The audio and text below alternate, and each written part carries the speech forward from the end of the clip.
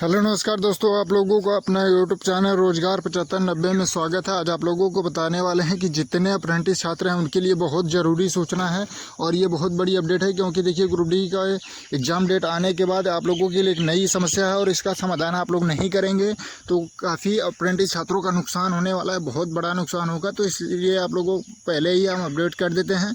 तो ये अपडेट आपको हम पूरी जानकारी देंगे। तो जो लोग चैनल पे पहली बार आए हैं चैनल को सब्सक्राइब कर लीजिएगा। रेलवे अप्रेंटिस हो, रेलवे की कोई भर्ती हो, प्राइवेट लिमिटेड कंपनी की आती है वो भी, रेलवे में प्राइवेट भर्ती आती है, संविदा भर्ती आती है, सारी जानकारी आपको इस चैनल पे देखने को मिलती रहती है।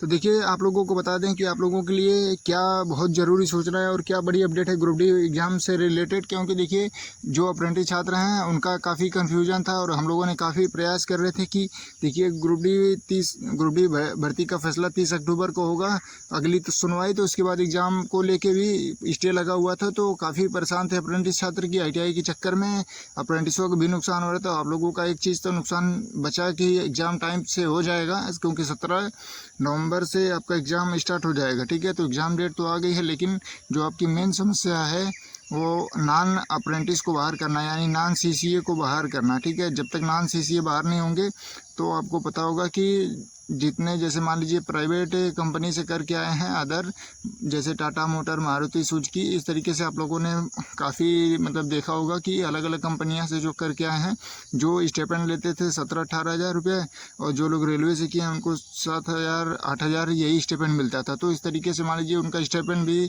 अधिक था, सारी सुविधाएँ मिलती थी, और आप लोग 6,000 7,000 रुपये पे मतलब अप्रेंटिस किए हैं। तो 20% कोटा अगर जो लोग प्राइवेट लिमिटेड से करके आए हैं अगर उनको भी मिलेगा तो फिर आप लोगों का नुकसान ही होगा। तो इससे जुड़ी एक अपडेट देना है कि देखिए जो नॉन CCA यानी जो लोग रेलवे से अप्रेंटिस नहीं किए उनको ग्रुप डी में CCA का दर्जा नहीं मिलना चाहिए, CCA का 20% कोटा नहीं मिलना चाहिए।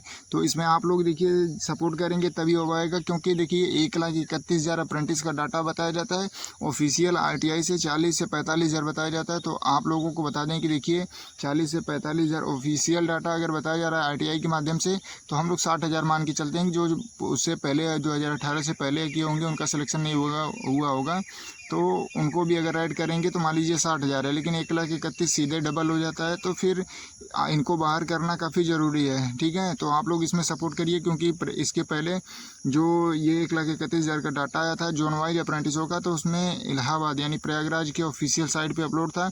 तो हम लोगों ने प्रयागराज के मतलब ऑफिशियल साइट पे हम लोगों ने काफ़ी मेल किया, तो वहाँ से हटा दिया गया उसको कि हाँ बिल्कुल ये रियल डाटा नहीं है। लेकिन फिर बाद में इसको चेन्नई के ऑफिशियल साइट पे इसको अपलोड कर दिया गया अप्रेंटिसों का डाटा कि कितने ग्रुप डी में अप्रेंटिसों का फॉर्म पड़ा है, 1,31,000 फिर से है। तो इसको जल्द से जल्द हटाना होगा, क्योंकि देखिए रेलवे को नॉन CCA को बाहर करना ही होगा, क्योंकि CCA का काफ़ी नुकसान होगा। और सबसे बड़ी दिक्कत ये है कि ग्रुप डी में 1/1 नियम हटा दिया गया है, सॉरी 1/1 नियम लागू कर दिया गया है। देखिए जैसे ये होता था पहले कि मतलब जितनी सीटें थी उतने लोगों को नहीं बुलाया जाता था। मान लीजिए अगर कोई DV में जो लोग छट जाते थे तो उनकी जो सीटें खाली होती थी तो अगले बंदे को बुला के उस सीटों को भर लिया जाता था। क्योंकि सोचिए 2019 की भर्ती में अभी 1-1.5 महीने पहले ही 2-4-10 बच्चों को जोन वाइज इस तरीके से बुलाया जा रहा था। मतलब जो सीटें खाली थी उसको भरा जा रहा था, उसमें कट ऑफ में थोड़ा सा पॉइंट कम करके बच्चों को बुला लिया जाता था। लेकिन अब ग्रुप डी में 1/1 जो नियम लागू है, मतलब आप लोगों को बता दें, देखिए एक सीट पे एक ही लोगों को बुलाया जाएगा। अगर जिस जोन में 400 सीटें हैं तो 400 लोगों को ही एग्जाम में पास किया जाएगा।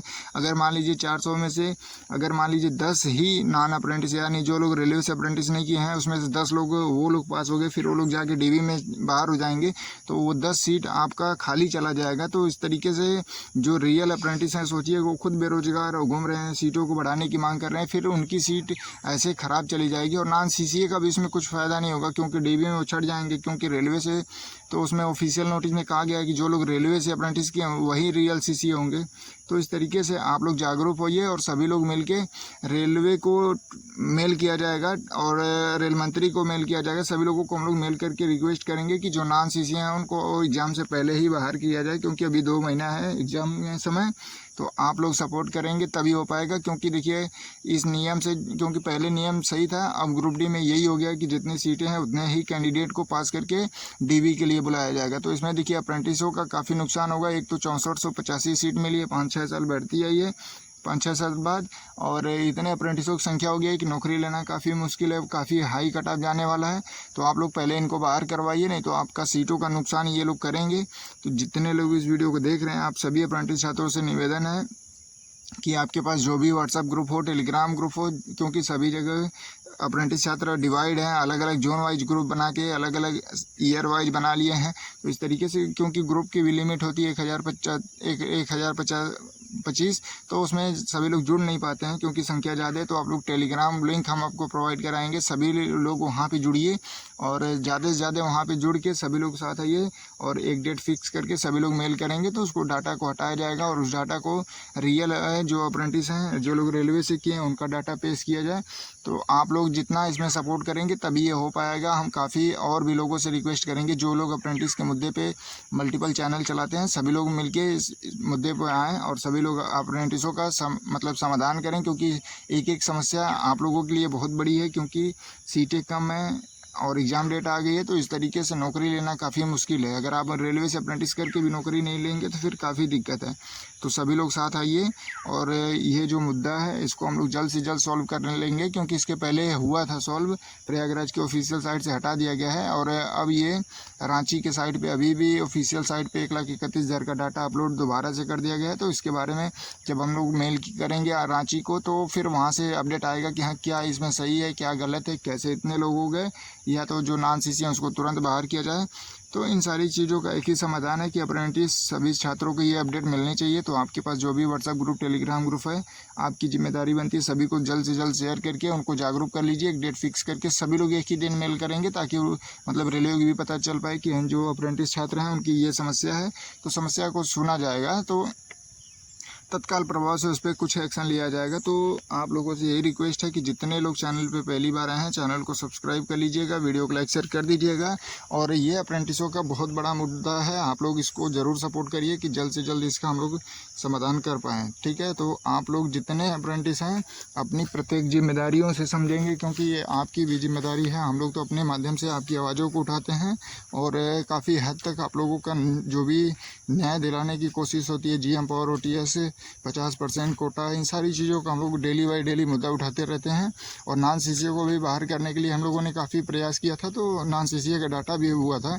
तो दोबारा से हम लोगों को फिर से एकजुट आके प्रयास करना होगा, क्योंकि देखिए इसमें जो 20% का रिजर्वेशन है ये केवल और केवल उनका है जो लोग रेलवे से अप्रेंटिस किए हुए हैं, केवल और केवल उनका है। ऐसा नहीं कि जो लोग प्राइवेट लिमिटेड कंपनी से करके आए हैं उनके लिए नहीं है। तो आप लोग इन सारी चीज़ों को समझ गए होंगे और अपनी जिम्मेदारियों को बाखूबी से निभाइएगा। और आपसे यही रिक्वेस्ट है कि आपके पास जितने भी व्हाट्सएप ग्रुप, टेलीग्राम ग्रुप होंगे सभी लोग ज़रूर शेयर करिएगा। धन्यवाद।